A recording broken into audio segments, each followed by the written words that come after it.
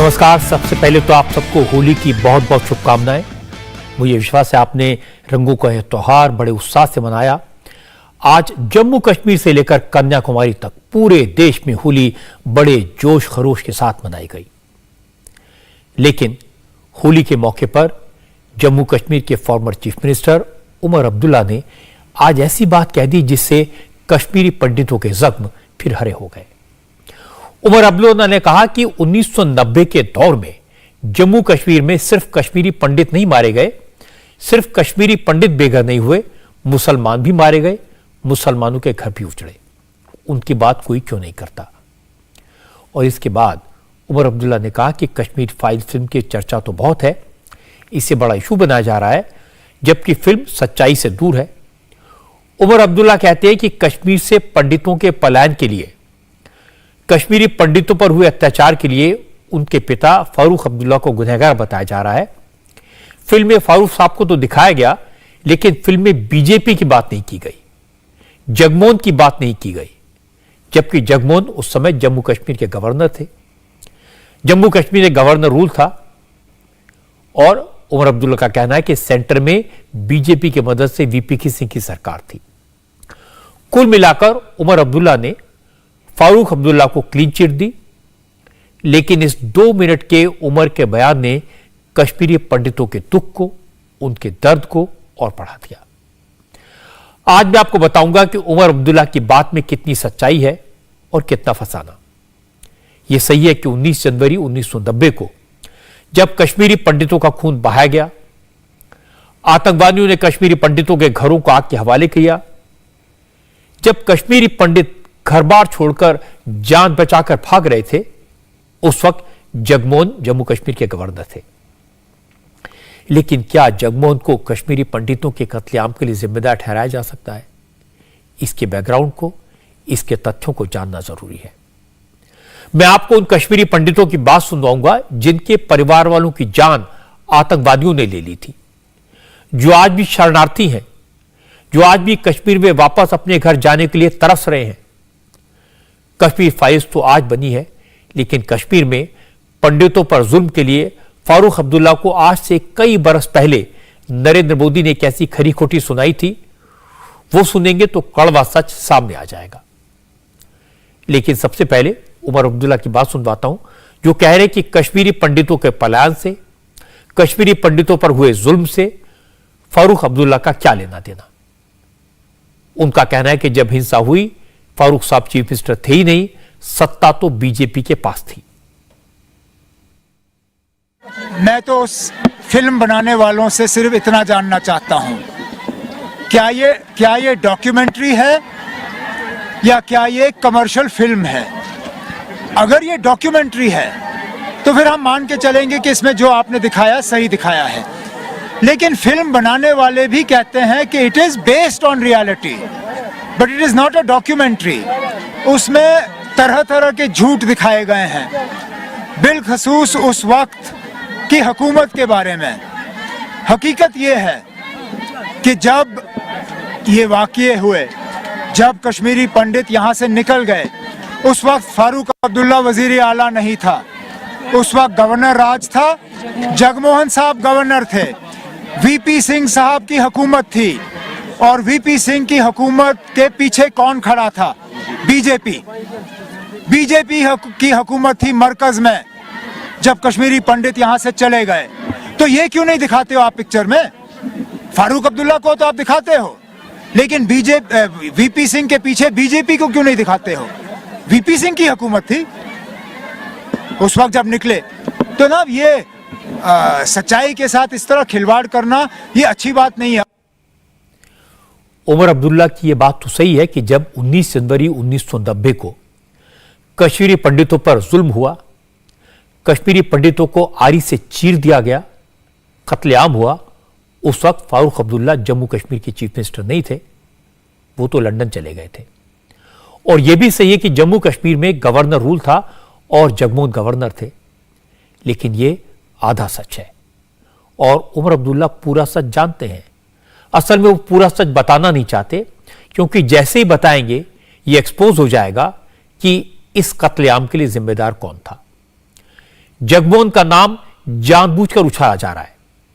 सच ये कि 19 जनवरी 1990 को जब मस्जिदों से ऐलान होने लगा, कश्मीरी पंडितों से वैली छोड़ने को कहा गया, जब कश्मीरी पंडितों के घर जलाए जाने लगे, कश्मीरी पंडितों का कत्ल होने लगा, उससे ठीक 10 घंटे पहले तक फारूक अब्दुल्ला ही जम्मू कश्मीर के चीफ मिनिस्टर थे।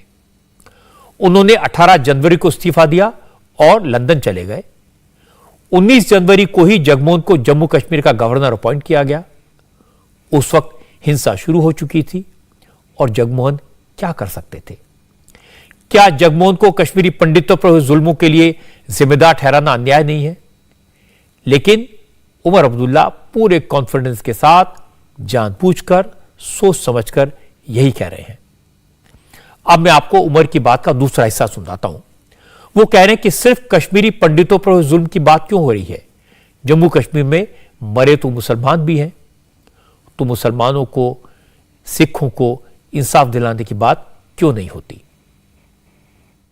यहां सिर्फ एक कौम ने कुर्बानियां नहीं दी। अगर कश्मीरी पंडित मरे हैं, हमें उसका बेहद अफसोस है, नहीं होना चाहिए था। लेकिन क्या कश्मीरी मुसलमान नहीं मरे? क्या कश्मीरी सरदार नहीं मरे? अगर यहां लोग घर से निकल गए, बेघर हुए, तो उसमें सब मजहब के लोग शामिल हैं। मुसलमानों ने भी अपनी मकानें छोड़ के, कश्मीर छोड़ के, कुछ तो अभी तक वापस नहीं आए। हमारे सिख भाई बहन वो भी छोड़ के गए, हमारे कश्मीरी पंडित भाई बहन भी छोड़ के गए। हमें इस बात का अफसोस है और हम कहते हैं ना, माहौल ऐसा बनना चाहिए कि ये वापस आए। लेकिन मुझे नहीं लगता है कि वो जो लोग ये पिक्चर बना रहे हैं वो इन लोगों की वापसी चाहते हैं। शायद इस पिक्चर से वो चाहते हैं कि ये लोग हमेशा के लिए बाहर रहें। लेकिन हमारी जब तक नेशनल कॉन्फ्रेंस है, हम उस शेर कश्मीर के सिपाही हैं, वर्कर हैं, जिन्होंने हमें ये नारा दिया, शेर कश्मीर का क्या इरशाद, हिंदू मुस्लिम सिख इत्तेहाद। हम उस बात पे कायम हैं और उस जम्मू कश्मीर को हम दोबारा कायम देखना चाहते हैं। ये अच्छी बात है। उमर अब्दुल्ला शेख अब्दुल्ला की इस बात को याद रखते हैं, हिंदू मुस्लिम एकता की बात करते हैं। लेकिन जब वो 5 साल चीफ मिनिस्टर थे तो उन्होंने कश्मीरी पंडितों की वापसी के लिए क्या किया? इसका जवाब तो उन्हें देना चाहिए। मैं उमर अब्दुल्ला की आज की इस बात को सुनकर भी हैरान हूं, जब वो कहते हैं कि कश्मीर से मुसलमानों का भी पलायन हुआ, मुसलमानों को भी घर बार छोड़ना पड़ा, मुसलमानों की भी जान गई। जब भी कश्मीरी पंडितों की बात होती है, तभी ये सवाल क्यों उठाए जाते हैं? ये कश्मीरी पंडितों के जख्मों पर नमक छिड़कने जैसा है। और ये सब कहने के बाद उमर साहब ये भी कहते हैं कि उनकी पार्टी चाहती है कि कश्मीरी पंडितों की वापसी हो, उन्हें फिर से बसाया जाए। लेकिन लगता है कि उमर अब्दुल्ला भूल गए, जब कश्मीरी पंडितों की घर वापसी का प्लान मोदी सरकार ने शुरू किया था, इसके लिए बजट में 500 करोड़ का प्रोविजन किया था। जब कश्मीरी पंडितों को फिर से कश्मीर में बसाने के लिए अलग से जमीन आइडेंटिफाई की जा रही थी, उस वक्त उनकी पार्टी ने इसका विरोध किया था। लेकिन ये सियासत है, कहने में क्या जाता है। हालांकि उमर अब्दुल्ला की बात का जवाब जम्मू कश्मीर से आने वाले केंद्रीय मंत्री जितेंद्र सिंह ने दिया। जितेंद्र सिंह ने कहा कि जो लोग भी ऐसी बातें कर रहे हैं वो सिर्फ राजनीति कर रहे हैं और सच को हमेशा दबाते रहे हैं। जितेंद्र सिंह ने कहा कि 1990 में कश्मीरी पंडितों का जो पलायन शुरू हुआ था, उसकी बुनियाद तो 1947 में ही पड़ गई थी। 1987 इसका ट्रिगर पॉइंट था। फिर फारूक अब्दुल्ला की सरकार बनी, उसके बाद 2 साल में कश्मीरी पंडितों की बर्बादी की पूरी स्क्रिप्ट लिख दी गई। जो लोग इस तरह की बातें करते हैं, या तो उन्होंने पूरा अध्ययन नहीं किया हुआ तब के घटनाक्रम का, या वो इतिहास भूल गए, या समझते हैं कि सारी दुनिया की याददाश्त बड़ी कमज़ोर हो गई है, शॉर्ट लिव्ड हो गई है। राजनीति ये वो लोग कर रहे हैं जिनको लगता है कि उनके द्वारा छिपाए गए तथ्य, सच और दफनाया गया सच बाहर ज़मीन पर आ रहा है।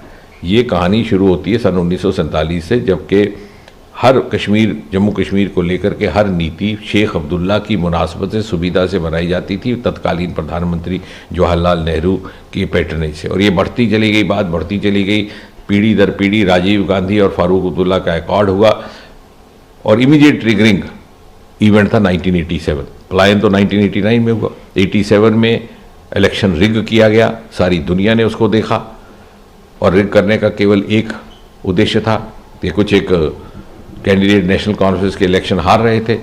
ये चाहते थे कि Farooq Abdullah should come back with comfortable majority, और राजीव गांधी भी स्ट्रैटेजिकली इस बात का समर्थन कर रहे थे। और यही कैंडिडेट जो हार गए, एक स्थानीय दल बना था मुस्लिम यूनाइटेड फ्रंट, वो बाद में जाकर के JKLF का ही हिस्सा बन गया। और जहाँ तक कहते हैं कि भारतीय जनता पार्टी ने ये सब करवाया, शायद इनको भूल गए हैं या इन्होंने पढ़ा नहीं। 1989 में जो सबसे पहली प्रमुख किलिंग हुई है वो किसकी हुई? वो हुई एक प्रमुख कश्मीरी पंडित व्यक्ति की, जिसका नाम था टीकालाल टपलू। वो टीकालाल टपलू कौन थे? वो भारतीय जनता पार्टी के अध्यक्ष थे कश्मीर इकाई के। तो मान लीजिए कि भारतीय जनता पार्टी ने आतंक शुरू करवाया, हत्याएं शुरू करवाई और हत्यारों को कहा कि सबसे पहले मेरे ही घर से हत्या करके तुम शुरू हो, मेरे अध्यक्ष की हत्या कर दो। कैसी बचकाना बात है। राजनीति तो ये कर रहे हैं, और जितनी ज़्यादा ये बयानबाजी कर रहे हैं उससे ये बात प्रमाणित कर रहे हैं कि इनके अंदर का छुपा हुआ चोर बाहर आ रहा है। ये गिल्ट कॉन्शियस, इनको लगता है कि जो झूठ हमने दफना करके रखा था वो बाहर आने लगा है। ये बात सही है कि जम्मू कश्मीर में कश्मीरी पंडितों की हत्याओं का सिलसिला टीकालाल टपलू से शुरू हुआ। टीकालाल टपलू बीजेपी के नेता थे। 14 सितंबर 1989 को आतंकवादियों ने टपलू की हत्या कर दी, और उस वक्त फारूक अब्दुल्ला ही जम्मू कश्मीर के चीफ मिनिस्टर थे। ये फैक्ट है। टीकालाल टपलू की हत्या के बाद जम्मू कश्मीर में एक के बाद एक पंडितों की हत्या होने लगी, खून खराबा शुरू हुआ। कश्मीरी पंडित आज भी 14 सितंबर को शहीद दिवस के तौर पर मनाते हैं। टीकालाल टपलू के बेटे आशुतोष टपलू आज भी कश्मीर नहीं लौट पाए, दिल्ली में रहने को मजबूर हैं। आज उन्होंने उमर अब्दुल्ला की बात सुनी तो हैरान हो गए। आशुतोष टपलू ने कहा कि फारूक अब्दुल्ला के राज में ही कश्मीरी पंडितों के खिलाफ साजिश हुई, और साजिश को अंजाम देने से ठीक पहले फारूक अब्दुल्ला इस्तीफा देकर लंदन चले गए। आशुतोष टपलू ने बताया कि कश्मीरी पंडितों को आज भी लगता है कि फारूक को कश्मीरी पंडितों पर होने वाले हमले की पूरी जानकारी थी। शायद इसीलिए जैसे ही उन्होंने इस्तीफा दिया, उसके कुछ ही घंटों में कश्मीरी पंडितों पर कातिलाना हमले शुरू हो गए। उमर अब्दुल्ला जी को पूरा इतिहास मालूम नहीं है, और मैं तो हैरान हूँ कि वो कैसे चीफ मिनिस्टर बने थे। उस समय उनके पिताजी फारूक अब्दुल्ला चीफ मिनिस्टर थे, और जो जो चीज़ें फिल्म में दिखाई गई है, ये इसमें कोई फ्रिक्शन नहीं है, ये उन लोगों की कहानी है। विवेक अग्निहोत्री जी ने उनका इंटरव्यू लिया हुआ है, पूरे डॉक्यूमेंटेड है। और जम्मू कश्मीर का जो पुलिस तंत्र है, जो वहाँ की सरकार है, उस सरकार में भी ये डॉक्यूमेंटेड है कि जो सीन उसने दिखाया है, जैसे गंजू जी का सीन दिखाया है ड्रम के अंदर मारा हुआ, सरला जी का सीन दिखाया गया, उनको आरी से काटा हुआ है। ये सारे सीन जो हैं सारे डॉक्यूमेंटेड, पुलिस के पर रिकॉर्ड में ये मेंशन है, बट ये लोग उसकी FIR नहीं लिखी गई, उसके बारे में बाहर बात नहीं करते हैं। दूसरी बात, जो उमर अब्दुल्ला कहते हैं कि आप लोग मेरे पिताजी को ही क्यों, डॉक्टर फारूक अब्दुल्ला को क्यों ही दोष दे रहे हो, उनको मालूम होना चाहिए 14 सितंबर 1989 को फारूक अब्दुल्ला टीकालाल टपलू जी के आखिरी दर्शन करने के लिए जब उनके घर पे पहुंचे गए थे, वो 5 मिनट से ज़्यादा वहाँ क्यों नहीं रुक पाए, वहाँ के लोगों के सवालों का जवाब क्यों नहीं दे पाए। और ये तो फारूक अब्दुल्ला था जिसने 19 जनवरी 1990 को, फारूक अब्दुल्ला तब तक चीफ मिनिस्टर थे, और 18 तारीख को लंदन भाग गए, जैसे कि उन्हें मालूम था कि अगले दिन 19 जनवरी को सारे मस्जिदों से एक ही आवाज़ उठेगी जो कश्मीरी पंडितों के खिलाफ होगी। तो ऐसी उमर अब्दुल्ला जो बातें कर रहे हैं, बचकलाना बातें करते हैं, उनको समझना चाहिए, वो जो बोलने से पहले उन्हें 10 बार ही सोचना चाहिए वो क्या बोल रहे हैं। टीकालाल टपलू के बेटे अकेले नहीं हैं, ऐसे हजारों कश्मीरी पंडित हैं जो मरते दम तक उस काले दौर को भूल नहीं पाएंगे। 1990 में शिवरात्रि के दिन कश्मीरी पंडित सतीश टिक्कू की हत्या की गई थी। उस खौफनाक वक्त के गवाह प्रदीप कौल है। प्रदीप कौल आतंकवादियों के शिकार बने सतीश टिक्कू के ब्रदर इन लॉ हैं। प्रदीप कौल ने बताया कि उमर अब्दुल्ला का बयान सुनकर उन्हें तो यकीन ही नहीं हो रहा कि जिसकी 3 पीढ़ियों ने जम्मू कश्मीर पर राज किया हो, जो खुद चीफ मिनिस्टर रहा हो, वो इतना इनसेंसिटिव, इतना बेदर्द कैसे हो सकता है, इतना बड़ा झूठ कैसे बोल सकता है। इतना इनसेंसिटिव स्टेटमेंट है, वो इतना गैर जिम्मेदाराना स्टेटमेंट है कि आदमी हैरान हो जाता है कि एक चीफ मिनिस्टर जो हैं जम्मू कश्मीर के, one time he was the chief minister of Jammu and Kashmir state, उनके फादर चीफ मिनिस्टर थे, उनके ग्रैंडफादर पहले प्राइम मिनिस्टर थे, फिर चीफ मिनिस्टर थे, वहां से लेके यहां तक ही खाली झूठ बोल रहे हैं। कितने मंदिरों को नष्ट कर दिया गया। हम पिछले 700 साल से ये भुगत रहे हैं। कश्मीरी पंडितों की एक सिविलाइजेशन खत्म कर दी गई और इन पे और ये ऐसे स्टेटमेंट दे रहे हैं कि उनके फादर सेंसिटिव होते। उनके फादर साहब डॉक्टर फारूक अब्दुल्ला जब 1999 में कश्मीर जल रहा था तो वो लंदन गए। ही एब्डिकेटेड, उन्होंने अपनी रिस्पॉन्सिबिलिटी छोड़ दी। मैं शहीद सतीश टिक्कू का ब्रदर इन लॉ हूं, वो मेरी वाइफ के ब्रदर थे। वो एक जुझारू आदमी थे, सोशल एक्टिविस्ट थे। जब बिटा कराटे को जिसने उनको मारा, जब उसका इंटरव्यू हुआ, उसने कहा कि पहला आदमी जो था जिसको मैंने मारा वो सतीश कुमार टिक्कू थे। तो इंटरव्यू वाले ने कहा जेल में, क्यों मारा इसको? तो बिटा कराटे कहता है कि वो आरएसएस में था। अरे आरएसएस में होना क्या पाप है? जबकि वो आरएसएस में भी नहीं था, खाली वो एक सोशल एक्टिविस्ट थे और कश्मीरी पंडितों के लिए काम करते थे। कश्मीरी मंदिरों का उन्होंने जीर्णोद्धार किया था, एक सोशल एक्टिविस्ट थे। वो सारा सच जिसे दफनाने की कोशिश की गई अब एक एक करके बाहर आ रहा है। सतीश टिक्कू के दोस्त हैं राज कौल, वो भी अब दिल्ली में रहने को मजबूर है। राज कौल ने कहा कि जितने भी कश्मीरी पंडित हैं सबका यही मानना है कि फारूक अब्दुल्ला के राज में कश्मीरी पंडितों को वहां से भगाने की पूरी तैयारी हुई थी। फिर हमले की से ठीक पहले की प्लानिंग के साथ ही फारूक अब्दुल्ला इस्तीफा दिया और लंदन चले गए। फारूक के जाते ही कश्मीरी पंडितों पर हमले शुरू हुए। ये कोइंसिडेंस तो नहीं हो सकता। और अब उमर अब्दुल्ला कह रहे हैं कि कश्मीरी पंडितों पर जुल्म हुए तो फारूक की सरकार नहीं थी। फिर फारूक को जिम्मेदार क्यों ठहराया जा रहा है? जो दिखाया गया वो बिल्कुल फैक्ट्स है, डॉक्यूमेंटेड है। और सबसे इंपॉर्टेंट है कि सेफ्टी, पब्लिक सेफ्टी जो है वो स्टेट गवर्नमेंट की रिस्पॉन्सिबिलिटी होती है। तो उस टाइम जो स्टेट गवर्नमेंट थी वो फारूक अब्दुल्ला की थी। तो जब स्टेट गवर्नमेंट कोलैप्स थी उस टाइम और फारूक अब्दुल्ला तो चले गए थे वहां से, हम लोगों को उसी हाल पे छोड़ के, वो बार बार ये कह रहे कि जगमोहन के बारे में नाम लिया जाता। तो Jagmohan has resumed his duty on the 19th of जनवरी, जिस दिन ये कांड हो गया। तो उनको, मुझे लग रहा है कि ये सारा जो षड्यंत्र है, तो साहब को ये गवर्नमेंट मिशनरी को भी पता होगा किस तरह होने वाला है। That was the reason that Farooq Abdullah left that place, living we people of our own, कि हमको कुछ ना हमको कुछ बताया गया, ना हमसे हमारी कोई खैर खबर ली गई।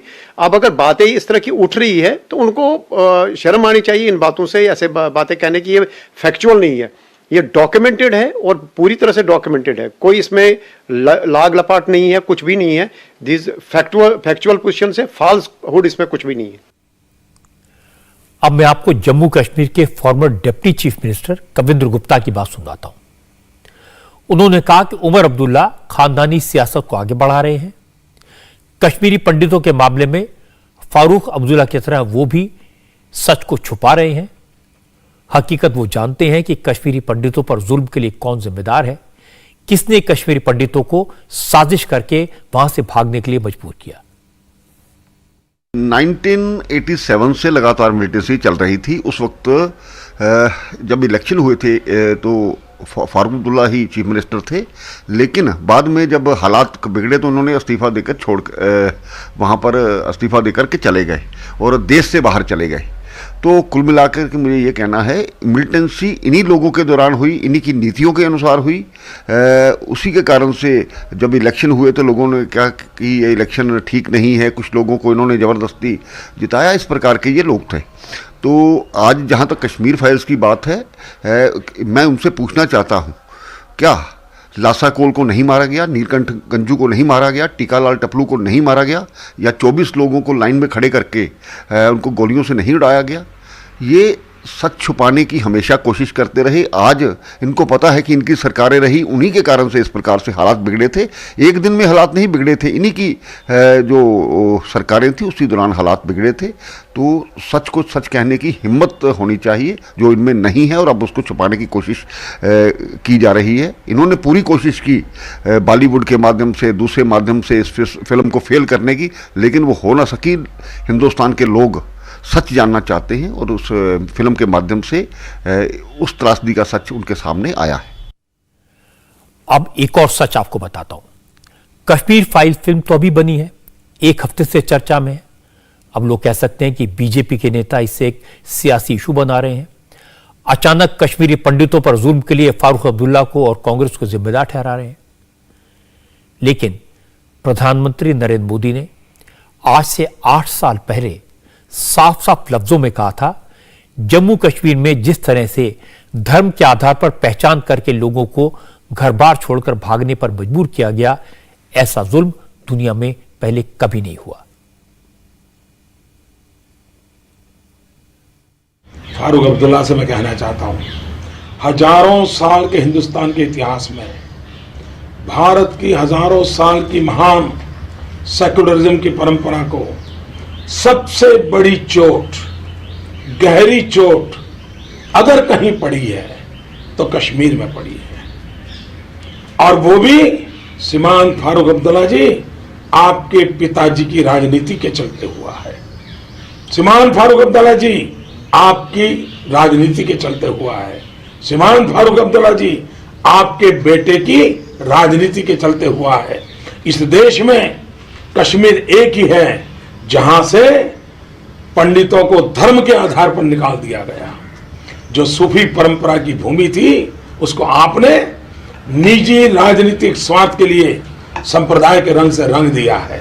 पहले आपके पिताजी, आपका बेटा कश्मीर की राजनीति को सारी दुनिया में कौमी रंग देने का पाप कश्मीर की धरती पर आपने किया है।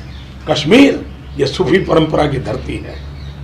कश्मीर ये सर्वसमावेश की धरती थी, उसको ये दाग लगाने का काम आपने किया है। जरा दर्पण में अपना चेहरा देख लो, आपके पिताजी का चेहरा दर्पण के सामने खड़ा कर करके ये सवाल पूछो कि कश्मीर के पंडितों को वहां से खदेड़ देने वाले लोग किस मुंह से देश को बिन सांप्रदायिकता के उपदेश दे रहे हैं। उनके मुंह में शोभा नहीं देता है।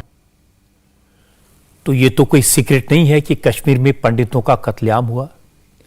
कश्मीरी पंडितों को डराया गया और उन्हें अपना घर बार छोड़ने को मजबूर किया गया। सरकारी आंकड़े कहते हैं कि दिसंबर 1989 में कश्मीर में 3,35,000 से ज्यादा कश्मीरी पंडित रहते थे। लेकिन हिंसा और आतंक का जो दौर चला, उसके बाद अब कश्मीर में सिर्फ 3,000 कश्मीरी पंडित बचे हैं। लेकिन इस त्रासदी के लिए जगमोहन को कैसे दोष दिया जा सकता है? जब जगमोहन दूसरी बार गवर्नर बने तो कश्मीरी पंडितों को घाटी से निकालने की स्क्रिप्ट लिखी जा चुकी थी। कश्मीरी पंडितों को न पुलिस पर भरोसा था न प्रशासन पर। जगमोहन भी हेल्पलेस थे, उन्हें भी न पुलिस थानों पर यकीन था न सरकारी अफसरों पर। और बैकग्राउंड यह है कि जगमोहन एक जमाने में संजय गांधी के और फिर बाद में राजीव गांधी के करीबी हुआ करते थे। जब राजीव गांधी प्रधानमंत्री थे तो 5 साल जगमोहन जम्मू कश्मीर के गवर्नर रहे और वो अपने लीडर राजीव गांधी को चेतावनी दे चुके थे कि कश्मीर में एक तूफान के आसार दिखाई देने लगे हैं। जगमोहन ने उस जमाने में चिट्ठी लिखकर राजीव गांधी से कहा था कि आप और आपके दोस्त फारूक अब्दुल्ला पूरे मुल्क के सामने कश्मीर की झूठी तस्वीर पेश करने पर तुले हुए हैं। जगमोहन इस बात से कन्विंस थे कि राजीव गांधी और फारूक अब्दुल्ला ने कश्मीरी पंडितों को बचाने के लिए कुछ नहीं किया। और जब वीपी सिंह की सरकार बनी, जगमोहन दूसरी बार कश्मीर के गवर्नर बने, तब तक कश्मीरी पंडितों के मामले में काफी देर हो चुकी थी। अगर आप कश्मीर की घाटी में पंडितों को लेकर चले खूनी खेल के बारे में जगमोहन के लफ्ज सुनेंगे तो कांप जाएंगे। गवर्नर के तौर पर जगमोहन ने लिखा था, और मैं एग्जैक्ट वर्ड्स आपको बताता हूं, वो रात मेरे जीवन की सबसे अजीब रात थी। मैं सोने ही वाला था कि मेरे बिस्तर के दोनों तरफ रखे टेलीफोन एक साथ बजने लगे। फोन के दूसरी तरफ से आतंक से कांपती आवाजें आ रही थी। आज की रात हमारी आखिरी रात है। सुबह तक हम कश्मीरी पंडितों को मार दिया जाएगा। कश्मीरी पंडित 1 मिनट भी घाटी में रुकने को तैयार नहीं थे और इसके बाद जम्मू उनके पास सिर्फ एक ही रास्ता बचा था कि वो किसी तरह कश्मीरी पंडितों को घाटी से सुरक्षित निकलने में उनकी मदद करें। इसलिए जगमोहन को इस पलायन के लिए दोष देना उनके साथ अन्याय होगा। जैसे कश्मीर में पंडितों की आबादी घटती जा रही है, वैसे बांग्लादेश में हिंदुओं की आबादी लगातार घट रही है। बांग्लादेश में हिंदुओं पर जुल्म होने की खबरें लगातार आती हैं। हिंदुओं को भागने के लिए मजबूर किया जाता है। होली के मौके पर आज एक बार फिर बांग्लादेश में कट्टरपंथियों ने मंदिर पर हमला किया और यह दूर दराज के किसी इलाके में नहीं हुआ। मंदिर पर हमला बांग्लादेश की राजधानी ढाका में हुआ। ढाका की लाल मोहन शाह स्ट्रीट पर राधाकांत इस्कॉन मंदिर है। इस मंदिर में कल भीड़ ने हमला किया और मंदिर को पूरी तरह तहस नहस कर दिया। चश्मदीदों ने बताया कि रात के वक्त करीब 150-200 लोगों की भीड़ नाराए तकबीर, अल्लाह अकबर के नारे लगाते हुए मंदिर में घुस आई। इस उन्मादी भीड़ ने मंदिर में तोड़फोड़ की और पैसे भी लूटे। मंदिर पर हमला करने वाली भीड़ की अगुवाई हाजी सैफुल्लाह नाम का एक कट्टरपंथी कर रहा था। इस्कॉन मंदिर से जुड़े लोगों ने बताया कि हाजी सैफुल्लाह की अगुवाई में भीड़ ने पहले मंदिर की दीवार तोड़ी, फिर मंदिर के दरवाजे और खिड़कियां तोड़ी। तोड़फोड़ का विरोध करने पर मंदिर में मौजूद 3 लोगों को जमकर पीटा गया।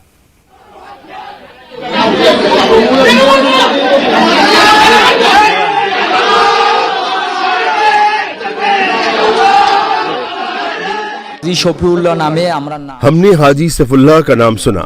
सैकड़ों लोगों की भीड़ नारे लगाते हुए मंदिर में घुस गई। 400-500 लोगों की भीड़ ने नाराए तकबीर का नारा लगाकर मंदिर पर हमला कर दिया। ढाका में मंदिर पर हमले की घटना को भारत सरकार ने गंभीरता से लिया है। विदेश मंत्रालय के निर्देश पर बांग्लादेश में इंडियन हाई कमीशन के अधिकारी ने वहां की सरकार से बात की है और हमला करने वालों के खिलाफ एक्शन और हिंदुओं की सुरक्षा का मुद्दा भी उठाया। असल में इस्कॉन के मंदिरों में गौर पूर्णिमा और होली का काफी बड़ा त्योहार होता है। होली धूमधाम से मनाई जाती है, लेकिन उससे ठीक पहले 150-200 लोगों की भीड़ मजहबी नारे लगाते हुए मंदिर पर हमला करने के लिए आई। इसलिए होली का कोई प्रोग्राम नहीं हो सका। इस्कॉन की तरफ से कहा गया हमले में कुछ लोग घायल हुए हैं, लेकिन वक्त पर पुलिस के पहुंचने से हालात ज्यादा बिगड़ने से बच गए। जैसा कि पता है कि गौर पूर्णिमा और होली बहुत बड़ा सेलिब्रेशन होता है इस्कॉन मंदिरों में पूरे विश्व में।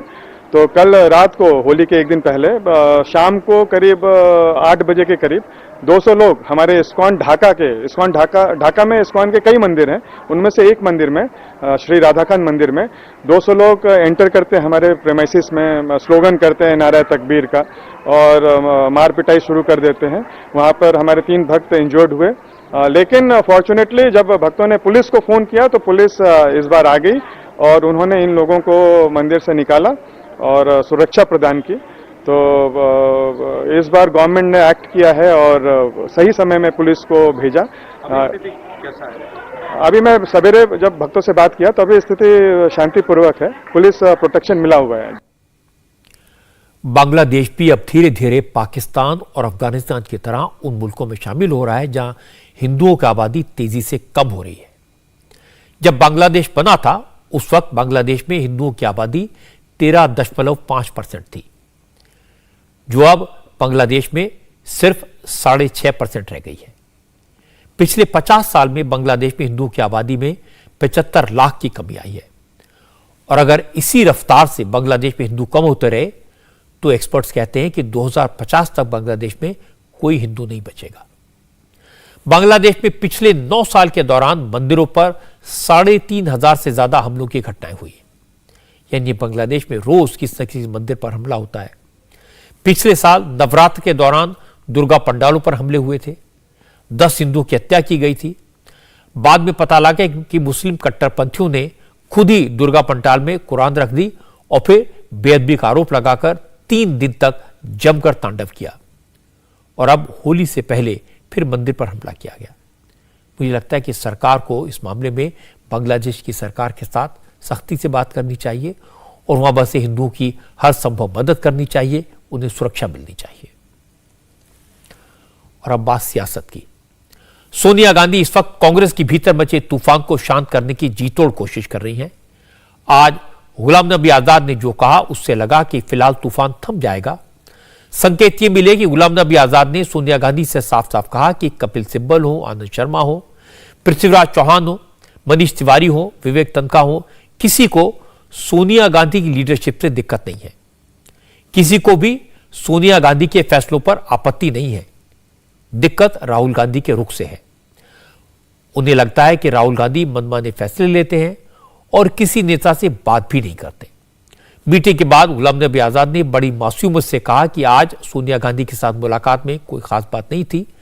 कांग्रेस प्रेसिडेंट से वो अक्सर मिलते रहते हैं। उन्होंने सोनिया गांधी को पार्टी को मजबूत करने के बारे में सुझाव दिए हैं। और इसके बाद गुलाम नबी ने जो कहा वो ध्यान लेने लायक था। गुलाम नबी ने कहा कि फिलहाल सोनिया गांधी कांग्रेस के अध्यक्ष हैं। अभी अध्यक्ष की कुर्सी खाली नहीं है। जब चुनाव होंगे तो कौन अध्यक्ष बनेगा ये उसी वक्त तय होगा। अभी तो लीडरशिप का कोई सवाल नहीं आया था। जब मिसेस गांधी ने ऑफर किया था तो हम सब लोगों ने इनसे किया कि आप कंटिन्यू कीजिए, जब क्योंकि जो हमने पार्टी के इलेक्शन करने हैं वो उस वक्त बात होगी। अभी तो पार्टी के इलेक्शन नहीं हो रहे हैं, कुछ महीनों में होंगी। उस वक्त कौन पार्टी प्रेसिडेंट बनेगा, कौन नहीं बनेगा, वो उस वक्त के जो वर्कर्स हैं वो फैसला करेंगे। आज तो पार्टी प्रेसिडेंट की कोई जगह खाली नहीं है। जो मिसेस गांधी ने वर्किंग कमेटी में ऑफर किया था कि अगर आपको नहीं चाहिए तो हम छोड़ देते हैं, तो हम सब लोगों ने, चाहे वो किसी भी ग्रुप का हो, किसी भी सोच का हो, सब ने मिलकर हमने कहा कि नहीं मिसेस गांधी आप कंटिन्यू कीजिए, हमें कोई प्रॉब्लम है, लेकिन कुछ सुझाव हैं और ठीक करने को संगठन के लिए। वो सुझाव हमने तब दिए थे और वो सुझाव देता है। कांग्रेस में जो कुछ हो रहा है इस पर ज्यादा जानकारी के लिए हमारे साथ मौजूद है विजय लक्ष्मी। विजय, कल भूपेंद्र हुड्डा से राहुल गांधी मिले थे, आज गुलाम नबी आजाद सोनिया गांधी से मिले, तो क्या ये जो आवाज उठ रही थी ये अब ठंडी हो जाएगी?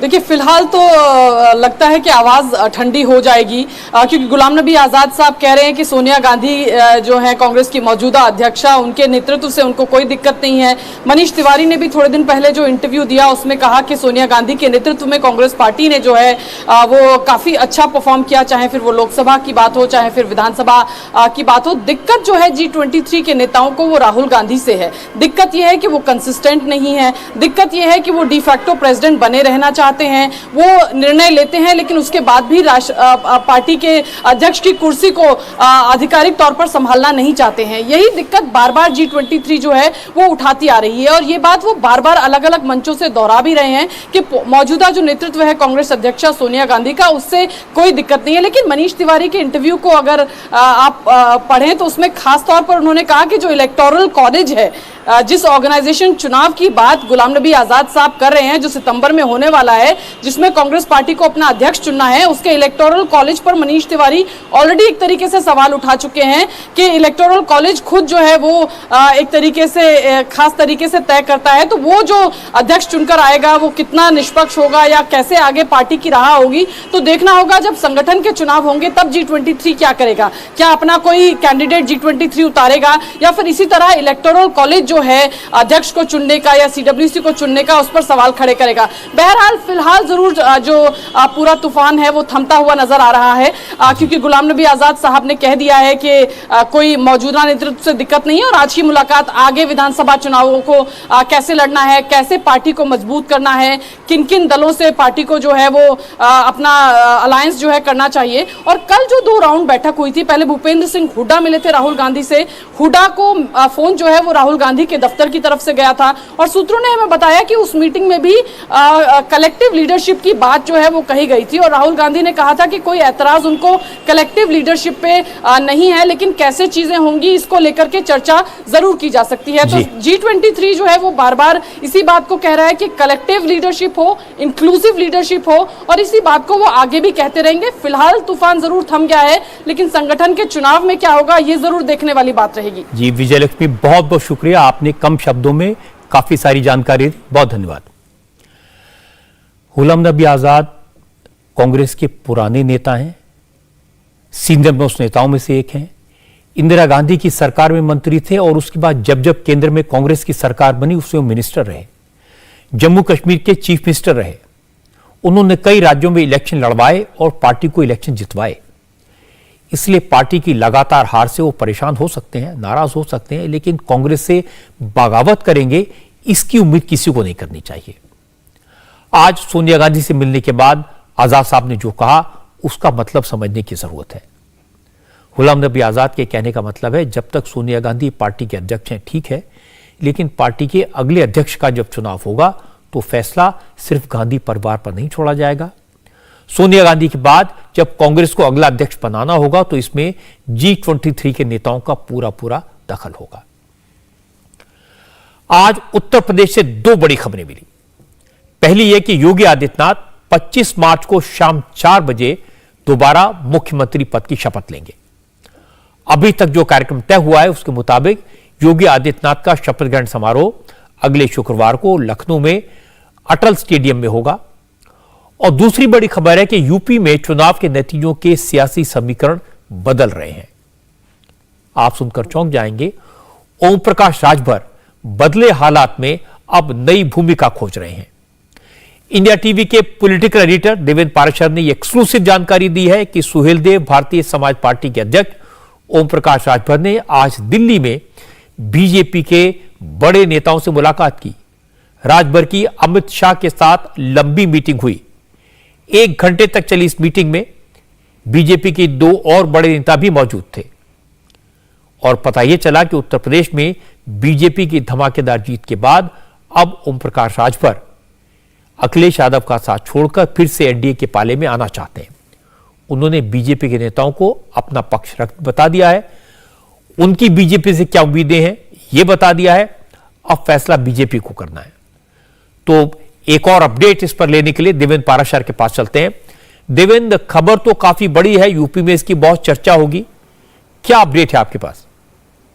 टॉप बीजेपी सोर्सेस का रजत जी कहना है कि आज दोपहर बाद ये मुलाकात हुई है अमित शाह के साथ। दिल्ली में ये मुलाकात हुई है और जब ये मुलाकात हो रही थी तो उत्तर प्रदेश बीजेपी चुनाव प्रभारी धर्मेंद्र प्रधान और बीजेपी के संगठन महामंत्री सुनील बंसल ये दोनों लोग भी मौजूद थे। मुलाकात का जो समय था 1 घंटे से ज्यादा समय तक चला है और जाहिर तौर पर इस मुलाकात से पहले ओम प्रकाश राजभर के साथ ऑलरेडी एक बातचीत हो चुकी थी पिछले 2-3 दिनों के भीतर और उसके बाद बातचीत इस लेवल पर आई कि दिल्ली तक वो पहुंचे और दिल्ली पहुंचने के बाद अमित शाह के साथ अपनी मांगे रखी, अपनी बात रखी और अपना पक्ष रखा एक तरह से कहे तो। ओम प्रकाश राजभर और बीजेपी दोनों की बात करें तो दोनों को एक दूसरे का जरूरत, एक दूसरे का महत्व समझ में आ सकता है। वो इस लिहाज से कि इस बार के चुनाव नतीजे को देखें तो ओम प्रकाश राजभर के चलते ऐसा कहा गया कि बहुत सारी सीटों पर बीजेपी को नुकसान हुआ। जैसे जिले के आधार पर देखें तो गाजीपुर की बात कर लें, आजमगढ़ की बात कर लें, मऊ की बात कर लें, बलिया की बात कर लें, जौनपुर की बात कर लें। इनमें से इन जगहों पे कई सीटें ऐसी हैं जहां पे राजभर कम्युनिटी के लोग 18 से 20% तक हैं। बहुत सारी सीटें ऐसी हैं जहां पर 10% से ज्यादा राजभर कम्युनिटी के लोग हैं और कुल लगभग 100 विधानसभा सीटें ऐसी हैं जहां पर राजभर कम्युनिटी के लोग रहते हैं। इससे अंदाजा लगाया जा सकता है कि राजभर वोट का कितना महत्व है। दूसरी तरफ ओम प्रकाश राजभर की बात कर लें, उनके अपने बेटा चुनाव हार चुके हैं और जाहिर तौर पर वो भी एक रास्ता देख रहे हैं। रजत जी, देवेंद्र पाराशर, बहुत बहुत शुक्रिया इस जानकारी के लिए। ये बड़ी खबर है, इसकी चर्चा जरूर होगी उत्तर प्रदेश में। ओम प्रकाश राजभर की बीजेपी के साथ वापसी की बात इसलिए चली है क्योंकि दोनों को एक दूसरे की जरूरत है। यूपी के पूर्वांचल में राजभर जाति का काफी असर है। यहां बीजेपी को अभी हुए विधानसभा चुनाव में अपेक्षित सफलता नहीं मिली। अब अमित शाह की नजर 2024 के लोकसभा चुनाव पर है और लोकसभा की करीब 26 सीटें ऐसी हैं जहां राजभर समाज के लोग 50,000 से लेकर 2.5 लाख तक हैं। अब अंदाजा तो यह भी है कि 14 सीटें ऐसी हैं जहां पर राजभर समाज का वोट नतीजों पर निर्णायक प्रभाव डाल सकता है। और अमित शाह अभी से तैयारी में जुट गए हैं और 2024 के लोकसभा चुनाव के लिए ओम प्रकाश राजभर पूर्वांचल में मददगार साबित हो सकते हैं। जहां तक राजभर का सवाल है, 2017 में वो बीजेपी के साथ आए थे। 2 साल योगी सरकार में मंत्री रहे, लेकिन योगी के साथ उनका तालमेल नहीं बैठा तो अखिलेश यादव को लड़ाने और जिताने की कोशिश में लग गए।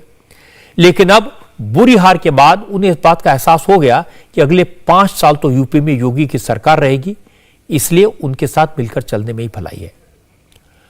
अब चूंकि अमित शाह और राजभर दोनों को लगता है कि वो दोनों एक दूसरे के लिए उपयोगी हैं, इसलिए बात यहां तक पहुंच गई। लेकिन इस सब टेंशन से दूर योगी आदित्यनाथ होली के मौके पर गोरखपुर में है और गोरखपुर में होली कल खेली जाएगी। इसलिए आज योगी ने पहले मठ में जनता दरबार लगाया और इसके बाद मठ की गौशाला में गायों को गुड़ खिलाया और फिर गोरखपुर में बने नए चिड़ियाघर का मुआयना करने निकले। गोरखपुर में योगी आदित्यनाथ ने बड़ा शानदार जू बनवाया है। 121 एकड़ में बने इस चिड़ियाघर में हिरण और बारहसिंगा के साथ साथ तेंदुए, भालू, शेर, चीते और गैंडे भी हैं। योगी ने असम सरकार से विशेष गुजारिश करके 2 गैंडे मंगवाए थे। आज योगी ने जू में खास तौर पर इन 2 गैंडों को देखा, उन्हें केले और पत्तियां खिलाई। आजा ए गौरी गौरी गौरी आ जाओ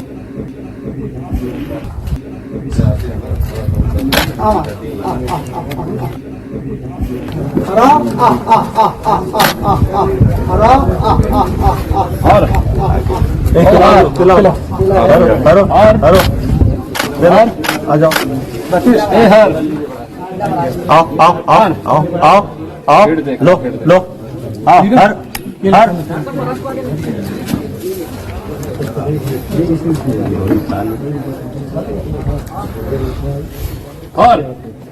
आज देश भर में होली की धूम रही। जमकर रंग और गुलाल उड़ाए गए।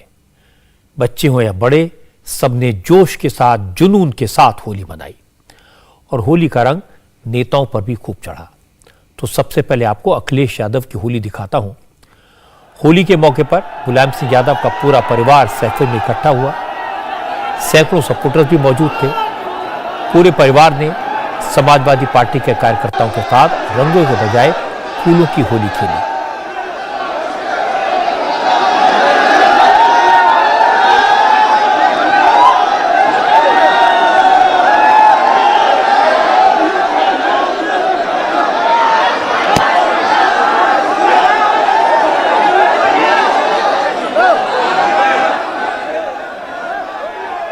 उत्तराखंड के acting chief minister Pushkar Singh Dhami के घर पर भी जमकर होली मनाई गई। उत्तराखंड में फिर से बीजेपी की सरकार बननी है। हालांकि पुष्कर सिंह धामी खुद चुनाव हार गए, लेकिन हार का असर होली के जोश पर नहीं पड़ा।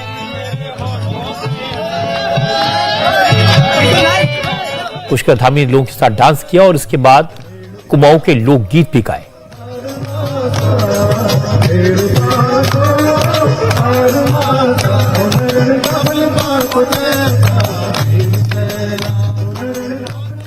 होली के मौके पर चुनाव में हार का गम हरीश रावत भी भूल गए।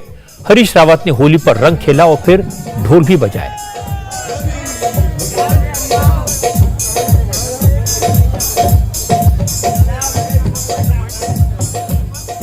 मध्य प्रदेश के मुख्यमंत्री शिवराज सिंह चौहान भी आज पूरी तरह होली के रंग में रंगे हुए थे। पार्टी के कार्यकर्ताओं के साथ होली मनाई और माइक संभाला और गाने भी गाए।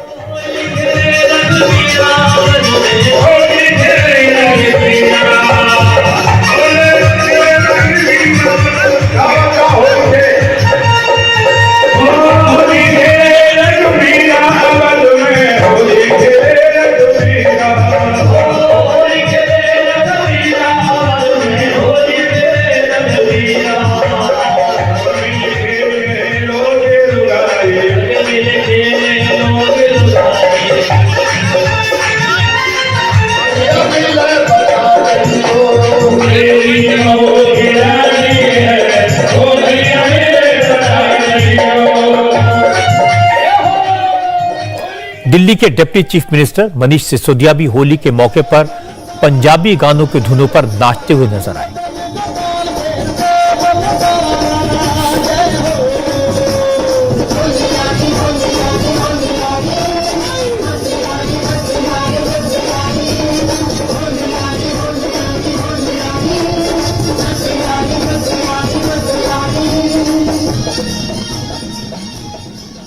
होली के मौके पर आज सबसे शानदार तस्वीर आई वृंदावन के बांके बिहारी मंदिर से।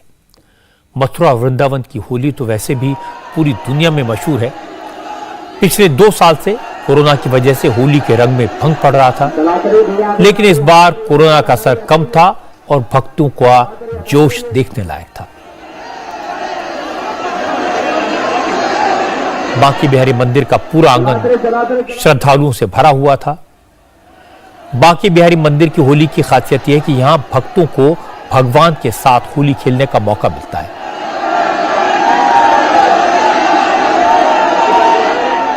जिस रंग की पोशाक श्री कृष्ण को पहनाई जाती है, उसी रंग से होली खेली जाती है और पूरा मंदिर उसी रंग के गुब्बारों से सजाया जाता है। और इस बार यही गुलाबी रंग चारों तरफ दिखाई दिया।